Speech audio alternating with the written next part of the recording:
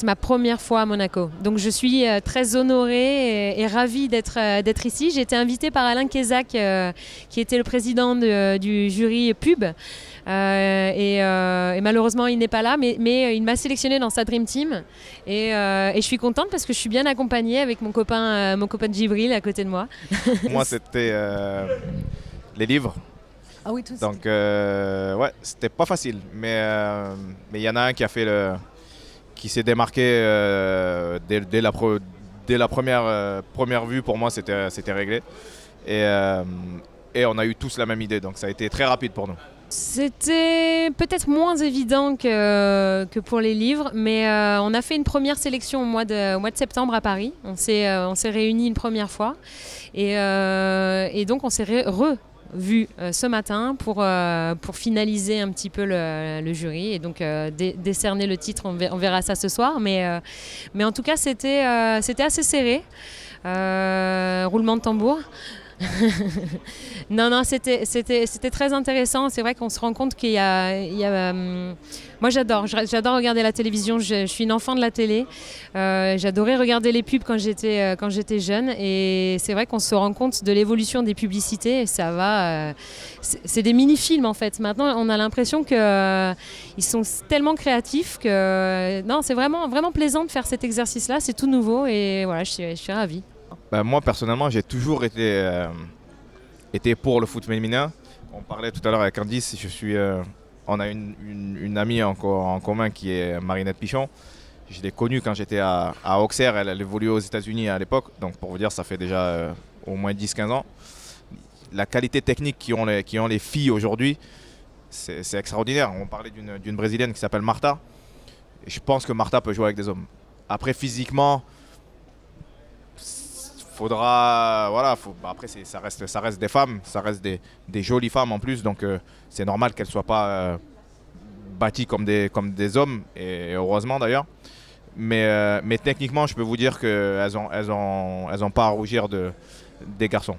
Techniquement, c'est très fort, et tactiquement aussi, ils ont une culture ils comblent un peu leur manque physique.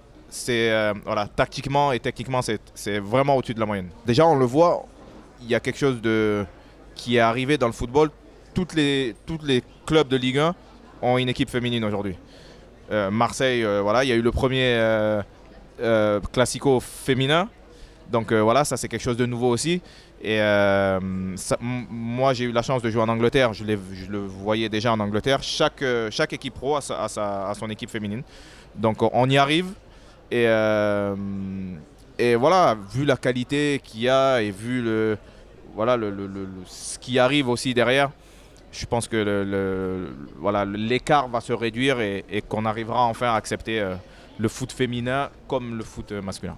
Moi, je suis arrivée en 2002 au Paris Saint-Germain et effectivement, il y avait une grande différence, mais parce que la place du football féminin n'était pas encore aussi développée qu'aujourd'hui. Là, il y a eu un grand développement grâce à plusieurs bons résultats de l'équipe de France qui a créé la surprise finalement à une Coupe du Monde en 2011 qui s'est très bien passée.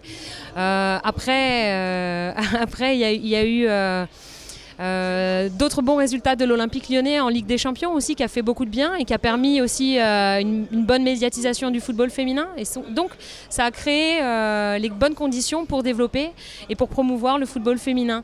Donc ce qui fait qu'à mes débuts au Paris Saint-Germain, c'était vraiment pas terrible entre les deux équipes. Au fur et à mesure, l'écart, comme dit Djibril, il se resserre un petit peu entre le football féminin et le football masculin. Alors c'est sûr qu'on n'est pas sur le même traitement, et c'est pas ça qu'on recherche. On est vraiment sur et Djibril le dit parfaitement, c'est-à-dire qu'on n'a pas physiologiquement les mêmes corps, on ne peut pas faire les mêmes performances. On peut le voir en athlétisme sur les 100 mètres, on ne pourra jamais faire le temps des sprinteurs, donc c'est comme ça, c'est normal.